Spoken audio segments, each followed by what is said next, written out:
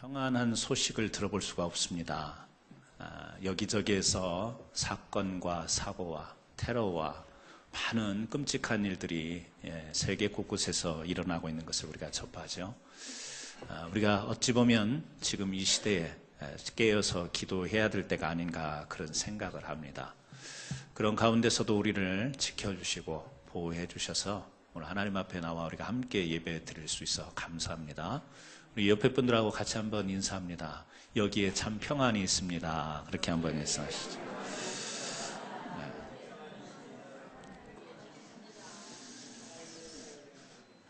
오늘 예배를 통해서 여러분들에게 참된 영적인 자유와 평안이 임하기를 주님의 이름으로 축원합니다. 우리가 살아가다 보면 사실 바보가 아닌데 내 자신이 바보스러운 행동을 할 때가 있습니다. 나름 똑똑하다고 생각하는데 멍청한 일을 할 때가 있죠. 저도 예외는 아니어서 몇 해 전에 새벽 이른 비행기로 이렇게 이제 가족들과 함께 여행을 해야 될 그런 상황에 놓여 있을 때 새벽 일찍 깜깜할 때 이제 차를 타고 공항에 가야 되는데 며칠 집을 비워두니까 있는 쓰레기를 다 모아서 쓰레기통에 버리고 이제 가려고 집을 다 잠그고 나와서 쓰레기를 버렸습니다. 그리고 차를 타려고 보니까 키가 없는 거예요. 아무리 봐도 키가 없어요. 그래서 이제 아내가 가지고 있는 키로 집 안을 다시 들어가서 찾아봐도 없고 딱 드는 순간에 쓰레기와 함께 키를 덤프에다 버린 거죠. 새벽이에요. 깜깜해요. 그리고 그 쓰레기들이 많이 버려져 있기 때문에 어떻게 해야 되겠습니까? 시간은 촉박하고 비행기 시간은 다가오는데 빨리 가야 되는데 어쩔 수 없죠. 그 쓰레기통에 들어가서 불을 켜고 막 뒤져야 되는 이런 상황을, 물론 의식이 무의식적으로 했던 행동이지만 그래서 그 뒤로부터 쓰레기를 버릴 때 항상 의식을 하고 버립니다. 그럼에도 불구하고 몇 주 전에는 제가 컴퓨터 가방과 쓰레기를 가지고 교회를 오려고 차에 타기 전에, 여러분 상상이 가시죠? 오른손에 컴퓨터 가방, 왼손에 쓰레기. 근데 뭘 버렸겠습니까? 컴퓨터 가방. 그래서 또 이런 실수. 전에는요, 카스코를 갔다 와가지고 쓰레기하고 또 카스코에서 산 물건하고 바꿔치기. 한두 번이에요. 그래서 요즘에는 제가 의식적으로 이렇게 합니다. 오른손에는 버릴 거. 왜? 오른손은 잘 던지거든요, 이게. 그래서 오른손에는 이 버릴 거, 왼손에는 이 잘 안 되니까 버리지 않을 거, 이렇게 의식을 합니다만, 제가 바보는 아니에요. 그렇지만 그런 바보스러운 일을 무의식적으로 가끔 할 때가 있습니다. 물론 그래요. 무의식적인 것을 우리가 실수라고 그렇게 이야기를 하지만 사람이 이성과 판단이 있을 때는 그런 실수가 없느냐? 그렇지 않죠. 무의식적으로만 그런 실수를 하는 게 아니라 우리가 의식을 가지고 똑똑하게 생각을 바르게 세움에도 불구하고 선택하고 결정하는 일에 있어서 어떤 때는 참 바보스러운 결정과 선택을 할 때가 있다라는 거죠. 그래서요, 시카고 대학의 이 행동경제학 교수인, 석자 교수인 리차드 탈러 교수가 이런 책을 내놓았습니다. 똑똑한 사람들의 멍청한 선택이라는 책, 우리나라 번역으로요, 올해 1월 달에 번역이 돼서 출간이 됐습니다. 이게 행동 경제학에 관한 책이긴 하지만, 그래서 뭐 거기에 경제 원리, 마케팅 원리 이런 것들에 대해서 책을 써놨지만 이 책에서 하는 이야기가 그거예요. 자기가 경제학 교수인데도 불구하고, 경제학자니까 나름 우리가 객관적으로 볼 때 똑똑한 사람 아니겠어요? 그리고 자기 동료들도 경제학 교수이고 또 심리학자도 있다라는 거예요. 그런데 그 똑똑한 교수들이 행하는 일을 보면 멍청한 선택을 할 때가 있다. 예외 없다. 나도 예외가 없고 내 친구들도 같은 학자들인데도 예외가 없다. 그러면서 그 하나의 예를 들어요. 이 백화점에 이제 침대 더블베드에 커버가 필요해서 갔는데 딱 갔더니 거기에서 세일을 하는 거예요. 그래서 킹 사이즈는 이게 500불, 그 다음에 퀸 사이즈는 400불, 자기가 사려고 했던 이 더블베드의 커버는 300불. 그런데 그 세일이 어떻게 붙어 있냐면 그날에 한해서 모든 침대 커버 사이즈와 상관없이 150불에 판다, 이렇게 나와 있어요. 그러니까 이 사람이 뭘 선택했냐면 킹 사이즈 커버를 산 거예요. 왜? 그걸 사면 그 차액이 크기 때문에 오히려 더 이익이 될 거라는 생각에서 그것을 사게 됐다라. 집에 가져와 보니까 그걸 쓸 수가 없는 거예요. 그런데 이 생각으로 계산으로 봤을 때는 이게 훨씬 더 이익이 될 것 같아서 그걸 샀다라. 또 자기 동료 한 사람은요, 이제 피트니스에 이제 그 회원권을 1,000불 주고 끊었는데 이 엘보에 문제가 생겨서 이게 운동을 더 이상 진행하면 안 될 것 같은데 일단 회원권이 이게 계속 1,000불이라는 가치가 있기 때문에 그게 아까워서 계속 몸에 무리가 되는데도 운동을 계속 주변에서 만류하는데도 고집스럽게 3개월을 하다가 나중에 병원에 가서 몇 배가 되는 치료비를 물어야 했다라고 하는 이런 이야기들. 그래서 이 탈러 교수가 하는 이야기는 뭐냐면 우리가 이성을 가지고 이 선명한 판단과 선택을 할 것 같지만 사람은 이성과 비이성이 뒤섞여 있어서 이 선택을 제대로 된 선택, 바른 선택을 못 할 때가 있다. 멍청한 선택을 할 때가 있다. 그런데 그 선택하는 요인 중에 하나가 뭐냐면 사람들이 마음에 순간적으로 당장 이 마음속에 드는 이 순간적인 마음의 만족감 때문에 그렇다. 이걸 사면 훨씬 더 이기기네. 순간적으로 어떤 충동의 마음이 거기에서 작용해서 그런 결정을 하게 한다라는 거죠. 여러분, 우리의 행동이라고 하는 것은 결국에 마음으로부터 시작이 되지 않습니까? 생각으로부터 행동이 유발되게 되어 있죠. 그래서 어떤 마음과 어떤 생각을 갖느냐는 우리로 하여금 어떤 행동을 하게 하느냐와 직결되어 있는 겁니다. 저는 우리 사랑하는 성도님들이 똑똑한 성도님들이 됐으면 좋겠어요. 멍청한 일을 안 하는 성도님들이 됐으면 참 좋겠습니다. 제가 제 사례를 이야기했지만 아마 비슷한 사례가 저보다 훨씬 더 강한 스토리들이 있을지도 몰라요. 여러분에게 있을지도 몰라요. 마음이라고 하는 것, 우리가 어떤 때는 의식, 무의식의 문제, 이게 뒤섞여서 이게 잘 선택하지 못하는 이런 어려움을 가지고 있는데, 그래서 오늘 우리가 한번 오늘 같이 우리가 창세기의 말씀을 쭉 같이 보는 가운데 우리가 요셉을 지금 만나고 있지 않습니까? 오늘 이 41장에서 만나는 요셉에게서 우리가 찾아볼 수 있는 이 특별한 것이 있다면 그것은 지혜와 명철이라고 하는 것입니다. 지혜와 명철이라는 것은 행동 그 자체는 아닙니다.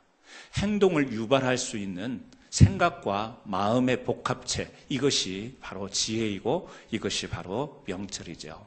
호크마라고 불리는 이 지혜라고 하는 것, 우리가 경험을 통해서 사물과 사건을 정확하게 꿰뚫고 판단하는 그 능력을 우리가 지혜라고 이야기합니다.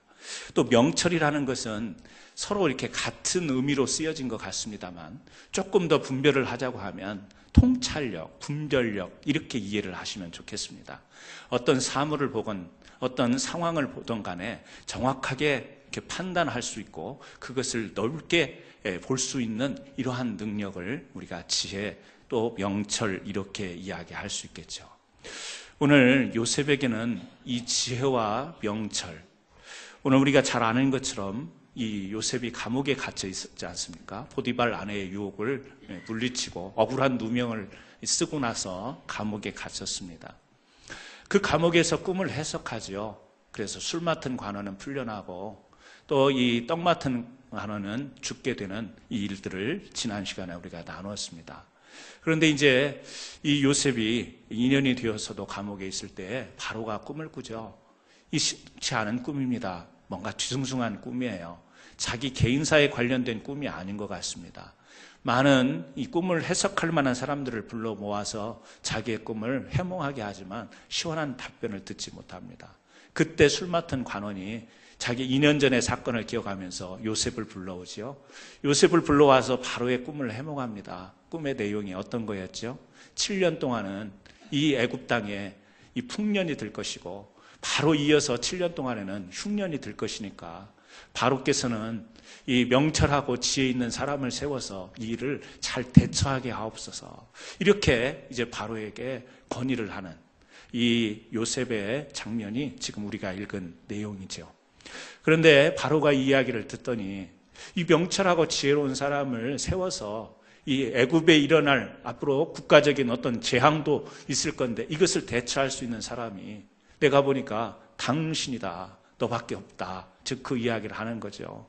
그래서 오늘 우리가 읽은 이 말씀 38절에 요셉에게 이르되 하나님이 이 모든 것을 네게 보이셨으니 너와 같이 명철하고 지혜 있는 자가 없도다.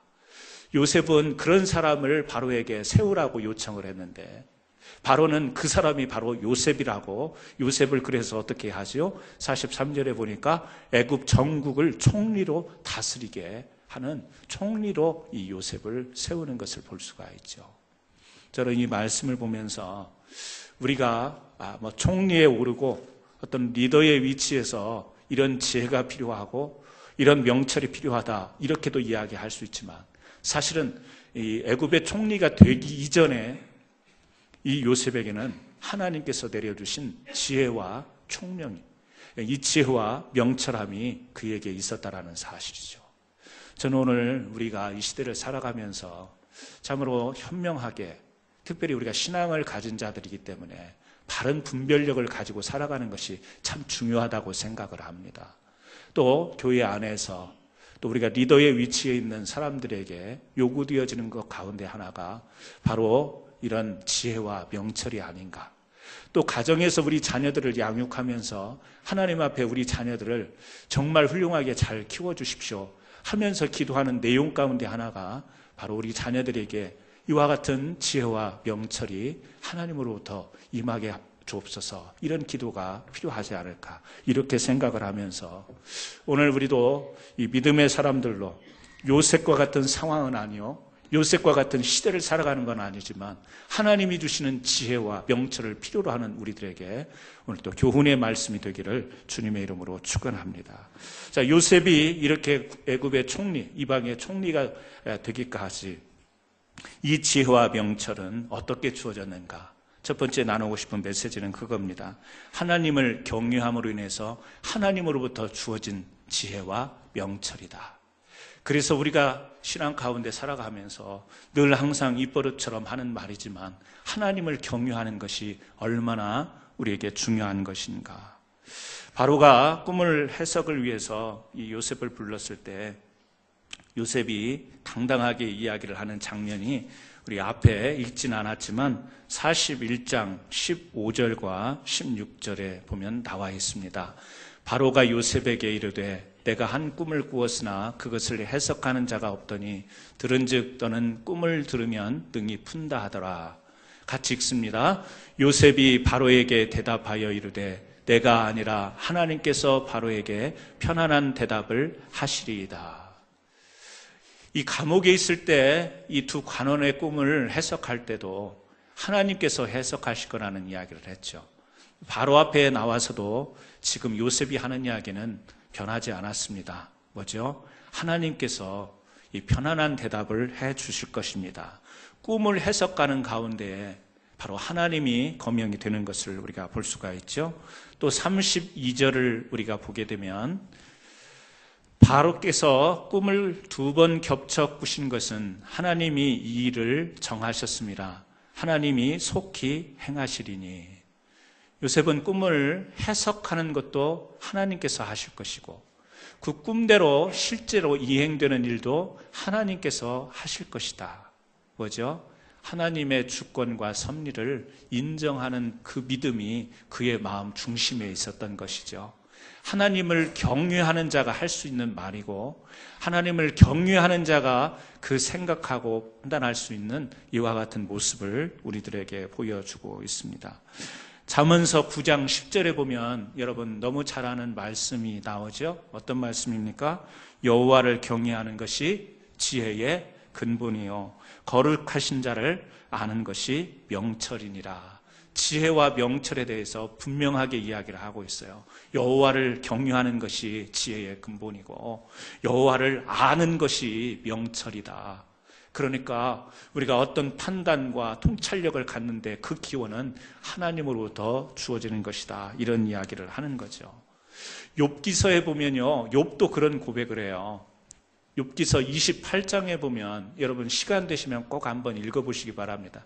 말이 길게 연결이 되어 있어서 이렇게 복잡하게 쓰여진 것 같지만 내용은 어떤 내용이냐면, 우리가 땅에서 이 은을 파고 이 광산에서 금을 캐내어서 재련을 하잖아요. 이 은과 금, 이 보석이 나오는 곳이 있다라는 거예요. 그래서 사람들은 그것을 캐기 위해서 깊은 어두운 곳에 가서 바위도 뚫고 돌도 캐내고 흙도 파고 들어가서 기어이 그것을 파낸다.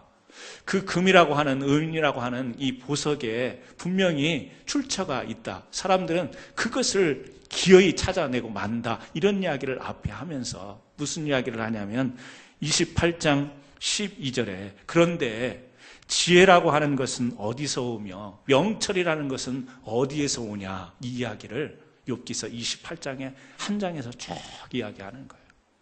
보석이라는 것도 사람이 그렇게 애를 써서 파고 결국에는 파내는 어떤 곳이 있는데, 지혜라고 하는 것, 명철이라고 하는 것은 과연 어디서 찾아올 수 있는 것이냐, 이런 이야기를 하면서 욥은 결론을 내죠. 그것은 우리가 찾는다고 해서 찾을 수 있는 게 아니고 어느 곳에 있다라고 이렇게 말할 수 있는 것이 아니라 바로 위로부터 내려오는 것이다.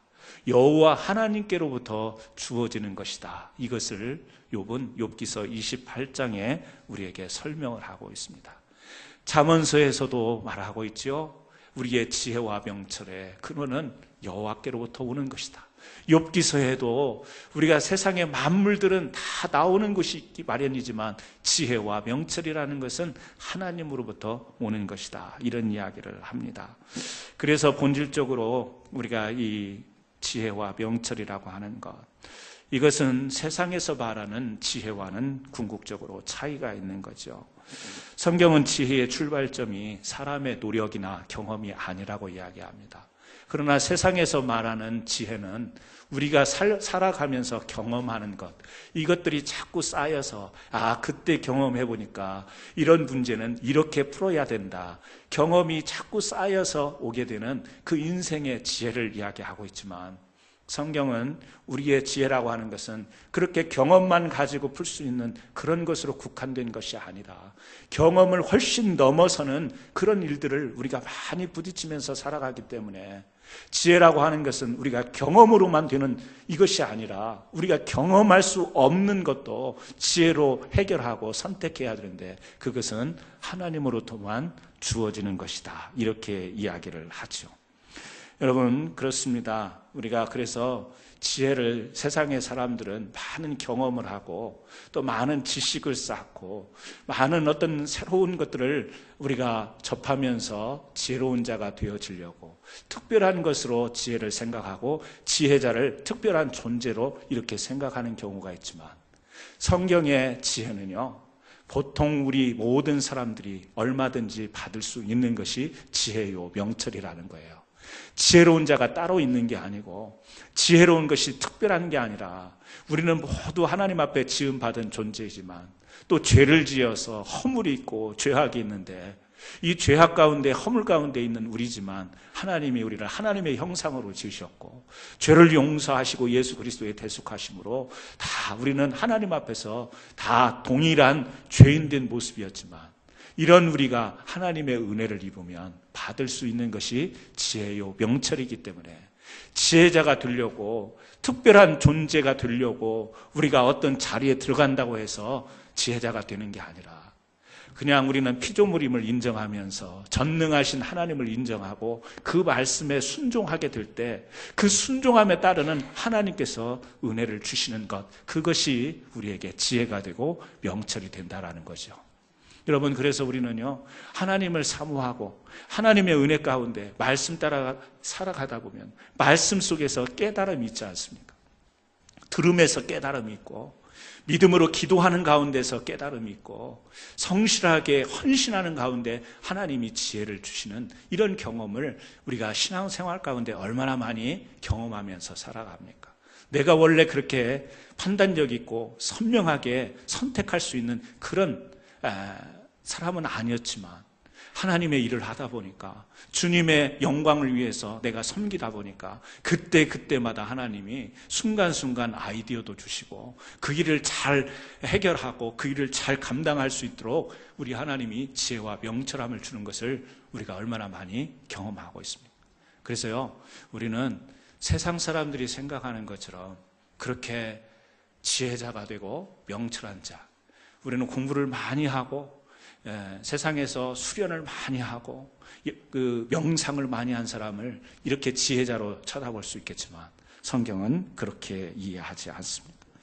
어떻게 보면 우리가 세상은 종교와 문화를 초월해서 지혜라고 하는 것을 다 선한 가치로 여깁니다.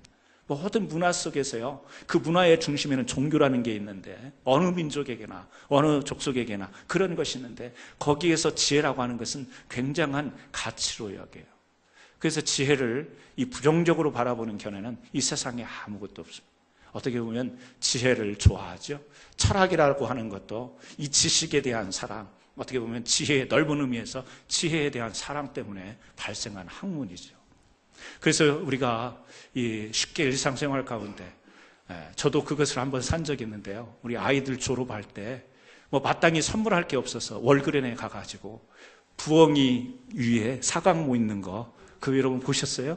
그거 선물한 적이 있어요. 그게 미네르바의 부엉이라고 해서 이 로마의 그 신화 가운데 미네르바 이 부엉이, 그러면 지혜를 상징하는 부엉이가, 왜 그렇죠?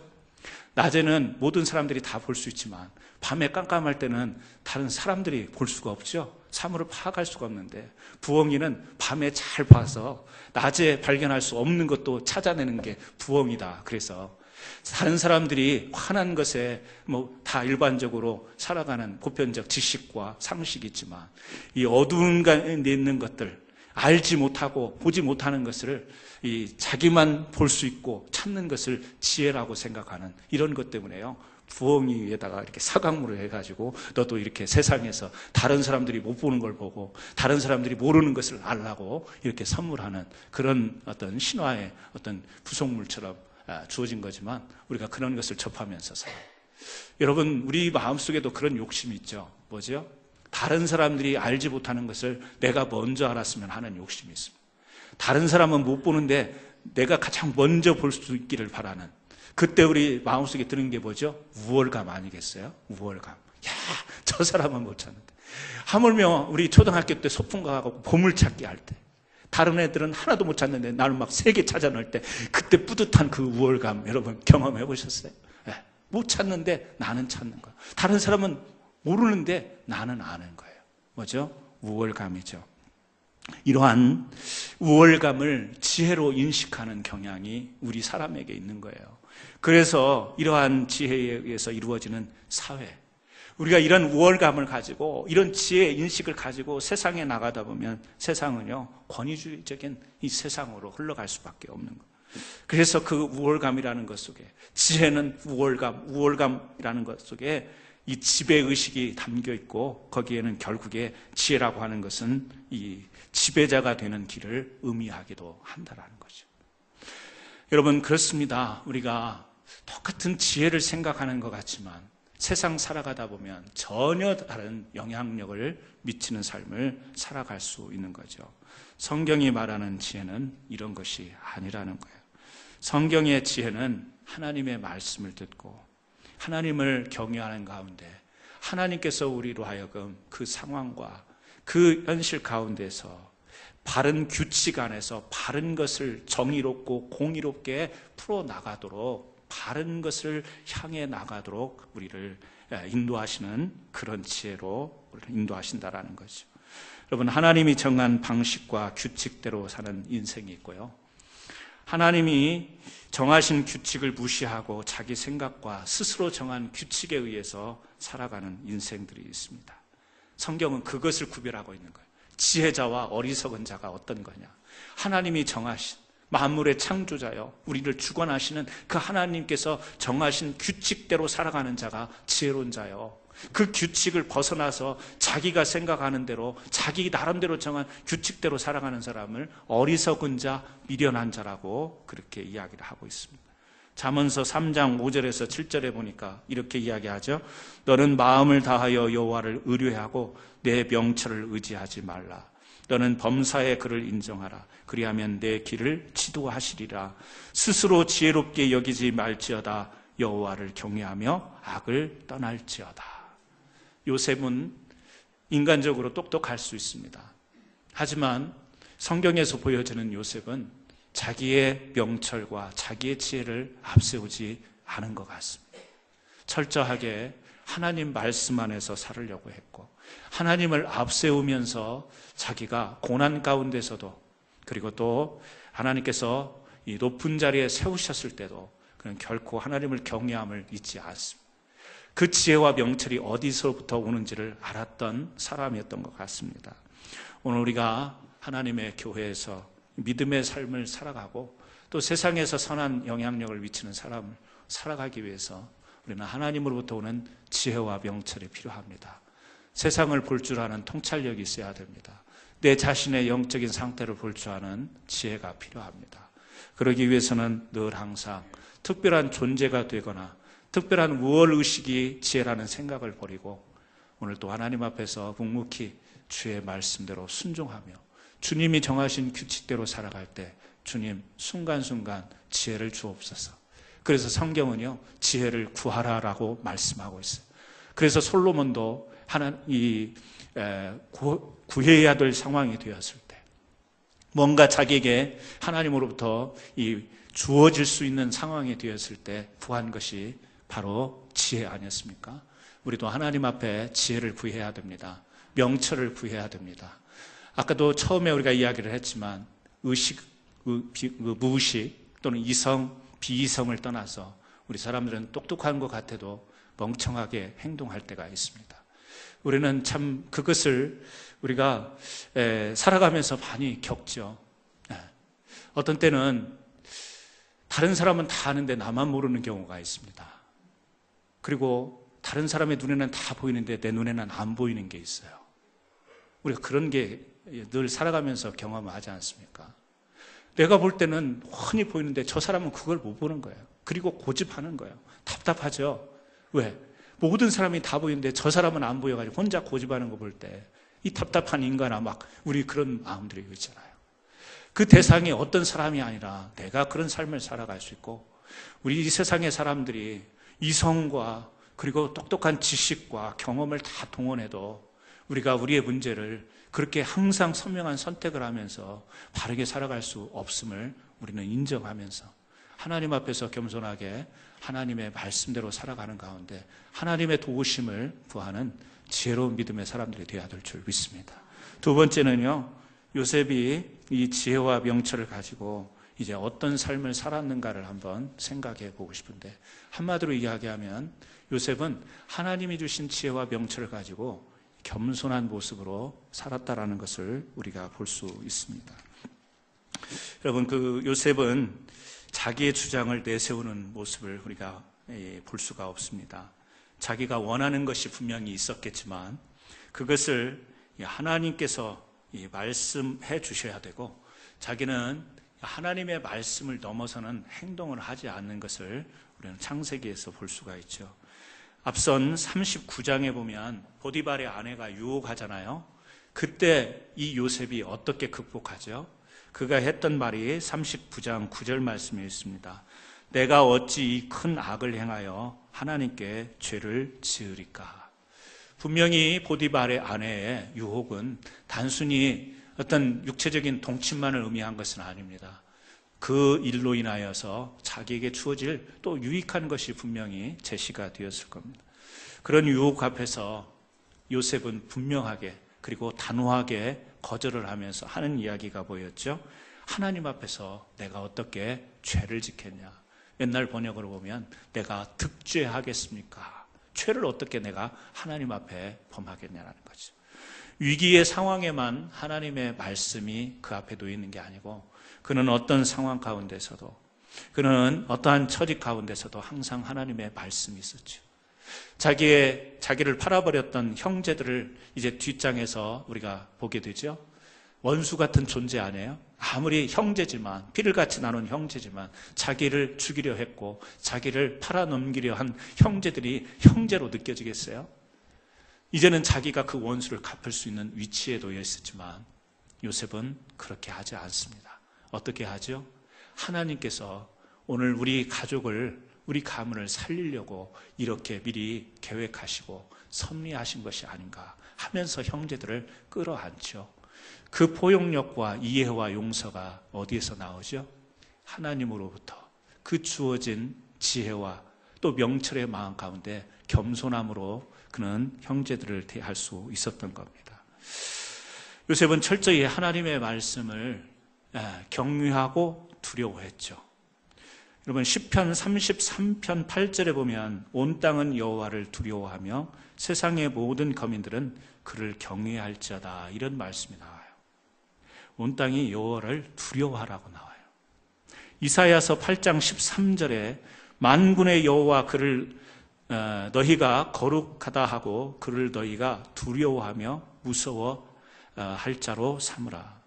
성경에 보면 두려워하라는 말과 두려워하지 말라는 말이 교차돼서 나와요. 우리가 들었던 말씀이 뭐죠? 두려워하지 말라, 두려워하지 말라. 두려워하지 말라는 말을 많이 들었어요. 그래서 우리가 신앙 안에 있으면 두려워하지 않아야 돼요. 그런데 오늘 말씀을 보면 또 두려워하라 이런 말이 나와요. 뭐죠? 하나님께 대해서는 두려워하라는 거예요. 그러나 세상 일에 대해서는 두려워하지 말라는 거예요. 여러분, 하나님을 두려워하는 자는 세상에 두려울 것이 없어요. 근데 하나님을 두려워하지 않으면 세상의 모든 것이 다 두렵게 다가와요. 여러분, 그 차이를 우리는 이해를 하셔야 됩니다. 우리가 두려워하지 말라고 하는데 성경에 왜 또 여기는 두려워하는가? 맞아요. 하나님은 두려워해야지만 하나님이 함께 하시는 우리는 세상에 대해서 두려워할 필요가 없어요. 하나님이 능력이 함께 하실 거니까. 근데 하나님을 두려워하지 않으면 세상에 요만한 것도 다 두려움으로. 운전하다가 앞차에 돌이 튀어와도 그게 얼마나 두려운지 몰라서 저는요, 운전하다가도 뭐가 날라오면 몸을 움츠려요. 운전하다가 유리가 막아주는데도 몸이 피해져요. 사소한 돌 한 조각도 두려움의 대상이 되어요. 우리가 그런 세상을 살고 있어요. 요즘에 얼마나 많은 테러와 사망과 막 쿠데타도 일어나고요, 유혈 사태가 일어나고 잠시도 평안할 길이 없는 이런 세상을 살아요. 뉴스 보면 두려워요. 하지만 우리가 어떤 삶을 살아가죠? 하나님을 두려워하는 마음. 그래서 이 모든 일들도 하나님의 주권적 섭리가 있을 것이고 또 우리가 안전하게 사는 것도 하나님이 지켜주셔야만 된다는 이 고백으로 우리가 살아가는 거죠. 여러분, 성경에 보면 이렇게 우리로 하여금 이 두려움이라는 것을 이야기하지만 이 하나님 앞에 두려워하라는 것은 몸이 오싹 깨가지고 겁내고 쫄아들고 이러라는 의미가 아니에요. 우리가 하나님을 두려워하라는 것은 아니죠. 하나님의 경외함, 그 말 자체와 같아요. 하나님 말씀 안에서 살고 하나님 규칙 안에서 살아라, 이런 말씀이에요. 그래서 하나님의 규칙 가운데 하나가 우리 하나님의 사람들이 살아가야 될 이 규칙 가운데 들어있는 내용 중에 하나가 뭐냐면 겸손한 삶이죠. 남을 나보다 낮게 여기는 삶. 이것을 성경은 우리에게 가르치고 있어요. 그것이 성경의 모든 규칙의 핵심이요 다는 아니지만 그 규칙 가운데 우리가 사람을 향해서, 세상을 향해서 살아가야 될 자세와 태도 가운데 주어지는 규칙이에요. 그래서 우리가 어떤 삶을 사느냐? 남을 나보다 낮게 여기는 삶. 그런데 우리 인간의 속 사정은 어떻죠? 교회에서는 그런 말씀을 나누고 교회에서는 그렇게 기도도 해보지만 실제 우리가 살아가면서는 어떻게 하죠? 남이 나보다 못해야 시원한 삶을, 내가 남보다 더 나은 삶을 살기를 바라는 마음이 우리 마음속에 있어요. 그게 뭐죠? 욕심이죠.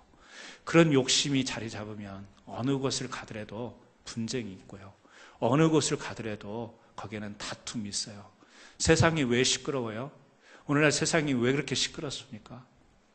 어떤 사람들은 종교의 이유로, 그래서 테러를 자행하는데 신의 이름으로 자행한다고 하는데, 여러분, 그런 종교를 주장하는 사람들의 속내를 들여다보세요. 절대 신의 이름이 아니고 종교가 이유가 아닙니다. 종교를 앞세우지만 그 안에는 인간의 욕심이 들끓고 있는 거예요. 종교의 문제가 아니고 정치의 문제예요. 군림하고 싶은 마음, 다스리고 싶은 마음, 이거예요. 어떤 종교라고 우리가 특정하게 이야기 하나도 알아듣겠지만 여러분, 그건 절대 종교적인 행동이 아니에요. 어떻게 피를 흘리고 폭력하고 죽이는 일이 신의 이름으로 자행될 수 있는 일, 그거는 아무리 설명을 해도 그것은 인정할 수 없는 거예요. 말은 신의 이름이지만 그 안에는 철저하게 인간의 군림하고 싶은, 지배하고 싶은 인간의 욕심이에요. 섬기고 싶은 게 아니라, 겸손함이 아니라 그것은 교만이에요. 그것은 정말 우리들이 하나님 앞에서 경외하고 우리 신앙적으로 봐도 섬겨야 될 그것을 부인하는 행동이 되는 거죠. 꼭 어떤 특정한 단체나 집단을 지칭해서 할 이야기가 아니라 우리가 그렇습니다. 우리는 하나님을 경외하고 하나님을 두려워하는 가운데 하나님이 주시는 지혜로 살아가는 사람들은 어떤 사회에 영향력을 끼치는가? 요셉은 어떻게 되죠? 하나님이 주신 지혜와 명철을 가지고 애굽을 살려요. 한 나라를 살려요. 흉년이 들어서 죽게 되지만 그러나 미리 대비를 해서 한 나라, 민족을 살리죠. 뿐만 아니라 또 멀리 있던 자기 아버지 야곱과 그 형제들이 기근이 들어서 애국까지 내려올 그때에 무차별하게 어떤 그런 혹사를 당할 수 있는 상황에서 가족을 살리는 일을 해요. 요셉의 지혜와 명철은 결국에 살리는 일을 하잖아요. 우리가 하나님의 은혜로 지혜와 명철을 가지고 무슨 일을 해야 되는가? 내 자신의 우월감, 내 신앙의 어떤 우월감, 이게 아니라 우리는 이 사회를 살리는 일을 해야 돼요. 가정을 살리고 가족을 살리고 이웃을 살리는 일들을 하나님이 주신 지혜와 명철을 가지고 해야 되는 분명한 사명을 이 요셉을 통해서 우리는 발견해야 되죠. 저는 여러분들이 어디를 가든지 살리는 분들이 됐으면 좋겠습니다. 살려요. 네. 선한 것을 살려야죠. 안 좋은 것을 또 살리면 안 되죠. 부정한 걸 살리면, 아유, 목사님이 오늘 살리라더라. 도박도 살리고 막 가서 막 음란하는 것도 살리고, 이건 아니죠. 선한, 하나님이 정하신 선한 일들, 아름다운 영향력에 살리는 역사. 그래서 우리 성도들의 말은 겸손해야 돼요. 겸손하다는 말은 뭐예요? 내 말을 통해서 영혼들을 살려내야 돼요. 내 말이 나는 겸손히 주님을 섬깁니다. 겸손히 주를 섬길 때 막 찬송도 하면서 내 말 속에서 다른 사람을 죽이고 내 말 속에서 내 우월감이 드러나고 다른 사람을 무시하고 다른 사람을 이 언어의 폭력으로 짓누르는 이것은요, 결코 하나님을 경외하는 자, 하나님을 두려워하는 자가 할 수 있는 일이 아니라는 사실이에요. 우리는 분명히 그걸 알아야 돼요. 뭐예요? 예수 그리스도는 우리를 살리기 위해 오셨고 우리로 하여금 지상 명령을 주신 것은 이 세상을 살리라는 사명을 주신 것이다. 영혼을 살리지만 이 사회의 분위기와 이 사회의 모습도 살릴 수 있는 데까지 나갈 수 있는 저는 그런 지혜와 명철을 가진 우리 성도님들이 되었으면 좋겠습니다. 우리 자녀들도 살리고 우리 이웃들도 살리는 이와 같은. 그래서 우리는요, 겸손이 필요한 거죠. 남을 나보다 낮게 여기는 거예요. 남이 나보다 낫다 이게 아니에요. 성경을 보니까 분명히 이야기를 해요. 여기라는 거예요. 여기는 것은 어떻게 보면 실체는 아니에요. 그런데 그런 자세와 태도를 가지라는 거예요. 내가 더 똑똑해요. 객관적으로 볼 때 내가 더 나아요. 하지만 하나님의 말씀은 뭐냐면 하지만 남을 더 낮게 여기라는 거예요. 시옷 발음을 또 지읒 받침으로 고치지 않기를 바랍니다. 낮게 여겨야지 낮게 여기면 안 되는 거죠. 그렇죠? 그래요. 실체를 이야기하라는 게 아니에요. 어떤 분은 사실을 막 따지려고 막 덤벼드는 분들이 있어요. 네가 똑똑하냐, 내가 똑똑하냐. 그래서 뭐 할 건데요? 막 그것에 자존심을 걸고 그것에 못 이겨서 다른 사람들이 좀 저 사람 잘했다고 하니까 모든 면을 볼 때 내가 더 똑똑한데 왜 사람들이 저 사람을 더 낫다고 견디지를 못하고 잠을 못 자고 여름에 바짝바짝 말라가는 사람도 있어요. 그럴 이유가 없어요. 하나님의 이 백성들은 그래서는 안 되는 거예요. 물론 사실일 수 있어요. 그렇지만 그 사실을 너무 따지려고 하지 말고 성경은 여기라 그랬어요. 그 말씀대로 순종하시면 됩니다. 내가 여겨야지, 섬겨야지, 살려야지 이 의식이 있다 보면 여러분 교회 안에 분쟁이 있을 수 있을까요? 요즘에 교회 안에 분쟁이 너무 많잖아요. 요즘에 너무 시끄러운 소식들 많잖아요. 저는 그걸 원치 않습니다. 우리 사랑하는 성도님들과 함께 요셉은 요셉 나름대로의 지혜와 명철을 받았지만 오늘 우리 교회 성도님들은 우리 교회에 또 그리고 우리가 살아가는 삶의 자리에서 하나님이 필요로 하시고 정말 적절하게 해주시는 지혜와 명철을 받아 누렸으면 참 좋겠습니다. 말씀을 맺습니다. 엊그저께 진작 사놨던 책을 다시 이렇게 펼칠 수 있는 기회가 있었습니다.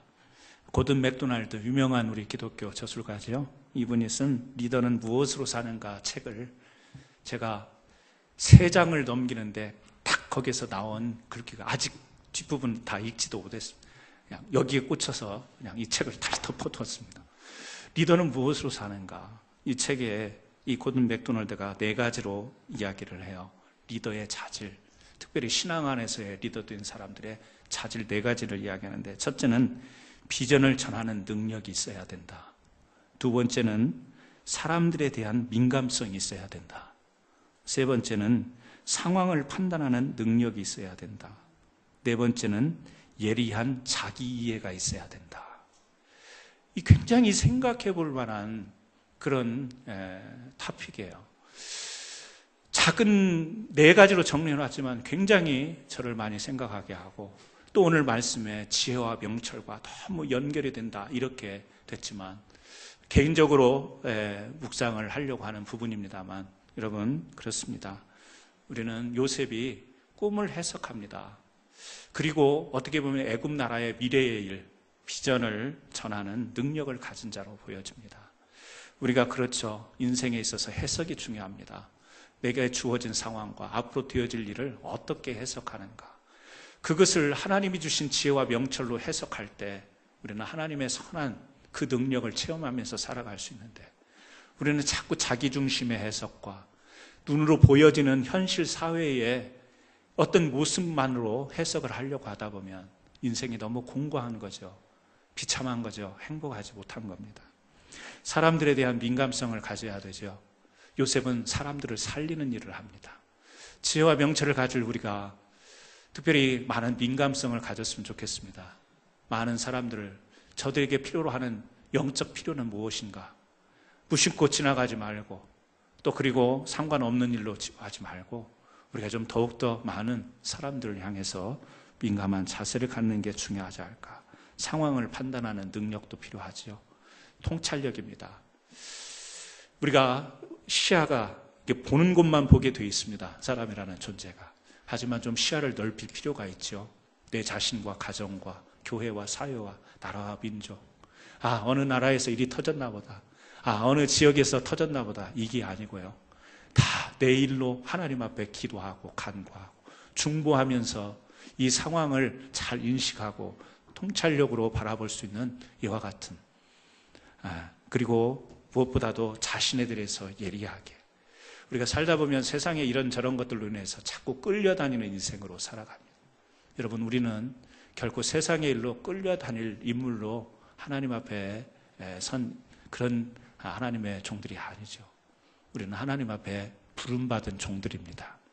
끌려다니는 사람들이 아니라 부름받은 사람이라는 인식을 분명히 하고, 오늘 또 저와 여러분이 가정과 교회뿐만 아니라 이 세상을 향해서 살리는 귀한 사명을 다하기 위해서 하나님을 경외하고 두려워하는 가운데 겸손한 모습으로 지혜와 명철을 구하는 아름다운 주의 백성들 되기를 축원합니다.